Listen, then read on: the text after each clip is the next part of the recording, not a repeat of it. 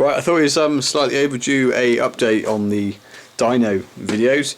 I can't remember exactly what happened in the last video, but basically we've been tweaking away on it for a few weeks in the free time. We've now got it to the point where all the covers and everything are back on, as you can see, so that's kind of really tidied it up. So we've got the computer all hooked up now, all the load cells working and calibrated. As you can see, I've still got the covers off over here because I'm still doing some electrical work to sort of automate some of the fans and the extraction and stuff. But on the whole, everything in here is sort of put together how it needs to be. I could have actually put that lid back on now. So yeah, we've been running on the battery for about, well, a couple of weeks, and everything's sort of working. So we then switched it back to that AC/DC transformer there, and it seems to remain stable, so that's great because it means we haven't got to have a battery lying around, and it all turns on and off just on that one switch, and it's all isolated. Now we've been using James's ZX as the official test vehicle. It's fairly standard, so we know roughly what power it's making. It's been on other dynos before. So we've got the two straps still at the back of the same place. We've also made up some extra ones that go in the front, which tie back to the door frame just to really hold the car steady. I haven't yet done the two back ones, but we're just fine with cars like this. You don't need that many straps, and watching other people's videos, nobody seems to use more than just two straps on sort of low power front wheel drive stuff. Obviously if we had anything too chronic in here, we ought to drop the two back straps on. So yeah. Previous videos, the fan we've been putting in front of the car, this Sealy generic Chinese fan, it was sort of doing its job in respect to you could do like power runs and stuff, and it would, you know, keep enough air through for the radiator to keep things cool. But we've been doing we haven't actually been doing any tuning as of yet, but we will be, and we've been sort of testing it with this car in particular. And I mean, this car doesn't put out a massive amount of heat, and you can see when we're sort of steady stating, we're going to have heat issues. So we managed to come across this bad boy on eBay there back along for super cheap. It's, well, quite honestly, it's monumentally bigger than the other one if you kind of look to put them in comparison with each other. I'll just turn this fan on a minute so you can hear it, because it's quite impressive, although I don't know if the camera will quite pick it up.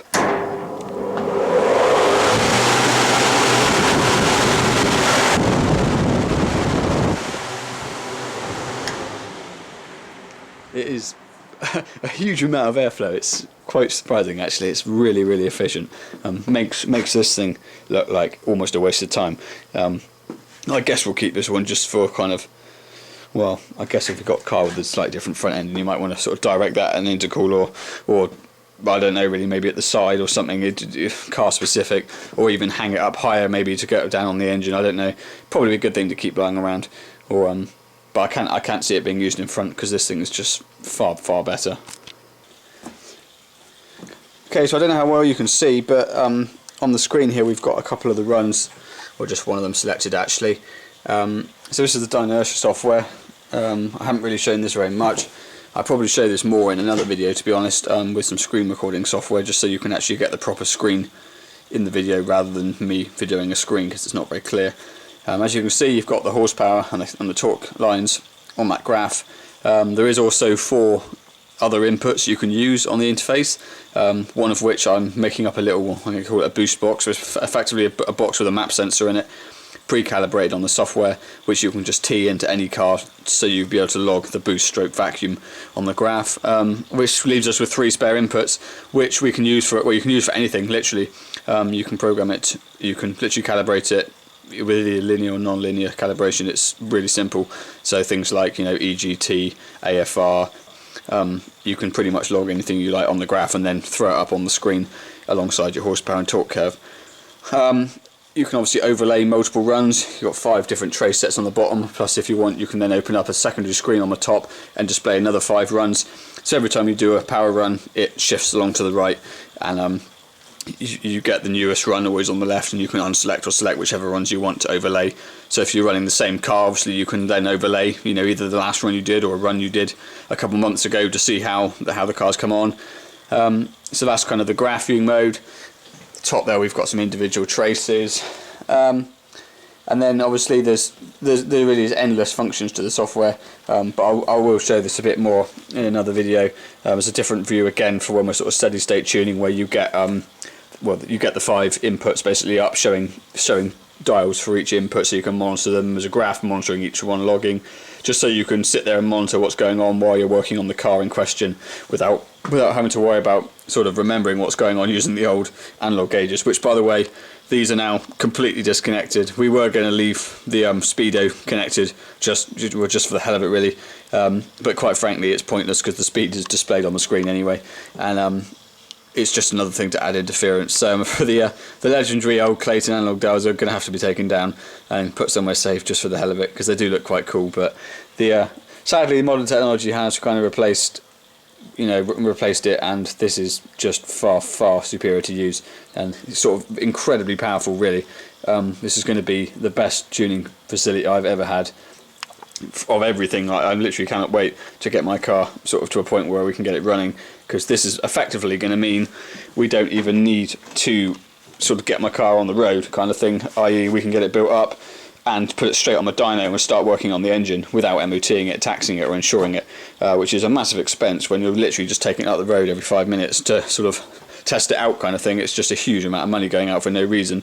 So this is going to, and not only that, and it's going to make things so much easier, because we can be sat in here, control conditions, and just working on everything, one thing at a time, monitoring exactly what's going on, so if you're making it better or worse. Because taking it for a drive up the road, it's great if you've just banged a new turbo and you've gained like 50 horsepower. Yeah, you can notice, but when you're making all fine adjustments, you can't really tell what's going on, quite honestly. So this is great.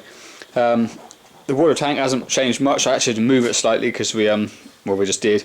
There isn't a lot of water in there at the moment. We're running at about quarter full, just because I didn't want to buy a whole load of. Oh, camera isn't focusing very good here now. I think the camera is on its last legs. Actually, we're having a few issues with this recently. So that's pretty much the same. The only problem we are having, which isn't so much a problem, it's semi-expected, I guess you would say, but I would like to try and iron that out, is you'll probably notice on the graph you've got a very wavy line, which you probably think, well, what's going on there?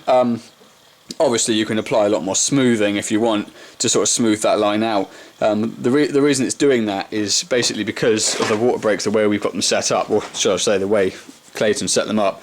It's very primitive. You've got one button to load it and one button to unload it, and basically because obviously you can't just continually unload it, you've got to sort of unload it in stages. So every time you unload it momentarily, as the car accelerates, there's a sort of a lack of torque reading because you're taking water out the brake. So every time you see one of those little humps in the graph, that's effectively where I'm tapping the button, unloading it, because obviously as you come up sort of peak torque starts dropping off. So basically from here to the red line you're constantly unloading the brake, whereas from here you're kind of loading it. You'll notice is a much smoother line, because when you're loading it, it doesn't work, it still puts torque on, but as you unload it there's a moment where it doesn't. So the proposed solution, which is what I've kind of been thinking about recently, is we'll probably keep the manual to the 4 solenoids load and unload as kind of overrides, because of the way we've got them plumbed on those huge 10mm lines, they are like super fast responding, i.e. when you've got turbo cars on, you can, you're off boost, bringing it up. Obviously when the turbo wakes up, it is a massive change in torque, and you need to absolutely dump water into that brake to sort of load it, whereas the old, the original Clayton system, you'd have to basically lift off and wait for the water brake to catch up. Whereas this here will really bog things down super quick, and in the same respect it'll also unload stuff super quick, which is also useful for quick turnaround. So I kind of want to keep that just as a manual override, but I think what I'm also going to do is basically tee the water brakes on the feed and so I'll send and return. We'll have a sort of modern style constant drains situation going on, so we'll run 2 constant drains up into the tank with a restrictor on the end. A variable restrictor will be a valve, so we can set that just right, which means you've got like a continuous flow out of the brake. So obviously to maintain the same water in the brake, you also need a continuous flow in. So what we'll do is we'll have a continuous flow in with a regulator valve on it, and effectively that regulator valve will then control load. Obviously the more you increase it, more goes in than what comes out, so the water level will rise, and vice versa. So that's kind of the plan. Obviously initially we'll probably be just controlling that valve literally by hand to test this, and if it sort of works, I think the long-term plan would be to somehow control the valve with a servo, and we'd probably either have a manual just a pot on the controller where you can literally control load, or maybe long term we might even looking into, because the software we're running here will do closed loop dyno control, as in you can basically let the computer control the brake and it will do an auto sweep for you, or when you're doing steady state you can just tell it what RPM to hold and it will just automatically open and close the brake to maintain that loop. Not massively bothered about that at the moment, because really it's just a luxury that we kind of don't need. It's very easy to do manually, but I'd just like to be able to smoothen that graph out, and it would make life easier as well to be able to do that. The extractor seems to be working really well. Kind of a bit of a temporary bodge we've got going on here, however I can see it kind of staying like that until we sort of get around to doing something about it. Basically got a bit of flue line up to there, sort of the cheaper stuff, and then that end piece is the bit we used to have on the boiler. It's a much thicker steel or alley, whatever it is, flue pipe that doesn't tend to burn through. It's a lot more rigid than what we're using up there, so we use that just on the end. As you can see, we've actually just got it onto the exhaust at the moment. I'd like to make up a little sort of a weighted frame with a bit of a cone on the end that you can kind of drop behind the car, rather than having to actually put it on the exhaust, because obviously some cars you probably don't want to be ramming that on the exhaust. So that needs a little bit of sort of manipulation. As you can see, it's just bodged on the wall with a piece of cam belt. But to prove the principle, it's working really well. We're taking away all the gas, absolutely no trouble at all. Carbon monoxide meter is literally sitting on 0. However, if you take that pipe off, that meter literally goes off the scale almost immediately, which just goes to show how important it is when you're in a building, even with the car idling, quite honestly, let alone when you're under load, how quickly you can fill a building like this up with carbon monoxide. So the little alarm we've got here, we've just got it literally in front of us just so we can keep an eye on it. It beeps like an ear splitting beep when it goes over, which we have experienced when we were testing it. We basically left the car in here running, shut the doors and went outside, and literally within 10 minutes it was beeping. Like, that's how quickly it builds up. So it's really important to make sure that system's working, and I think it's probably a good idea to always have that alarm in here just as a fail safe, because for all you know, that pipe could have fallen off. And when you're in the car, you've got your earmuffs on, because the vain attempt to protect your ears, because there's a lot of noise with that extractor at the front, the extractor at the back, the blower at the front, the extractor at the back, the wheel noise and the engine. It's bloody noisy in here. You probably aren't going to notice if that pipe actually blows off and you get slightly more exhaust noise. However, that beep, you will notice. You will notice on top of anything, it's that loud. So that's great. Another thing that you can't actually see, it's under the cover obviously, but that I have changed since the original install, the little RPM pickup. So there's a sensor on the rollers on the end here, so that the software via its control box in there, it can see the roller speed. Obviously it needs to see the roller speed to then calculate the engine RPM versus you enter the ratio, where you auto teach the ratio just by pressing a button. We had it on the front roller thinking that was the brake roller. That's the best place to put it, because it's kind of, then you can monitor if you're getting wheel slip and all the rest of it. Turns out that it worked okay there, but the wheel slip would be the problem, in that if you are getting wheel slip, of course, sometimes you can be getting, it's only literally a tiny, as in you aren't really getting wheel slip, but there is a little bit of slippage going on, i.e. the RPM on the wheel and the roller isn't quite in sync, and what you'll find is as the higher you get in the revs, the more that goes out. So sort of for the first 3,000 revs you're in sync, but by the time you get up near the red line at sort of 7,200, you could be doing 7,200 real revs, and the software thinks you're doing like 6,950, 7,000, so you can be almost 200 RPM out, which isn't great. So I've actually moved that from the front roller to the back roller, which is actually where Clayton put it in the first place. So really, I suppose I should have used common sense and thought they probably had put it in the right place in the first place.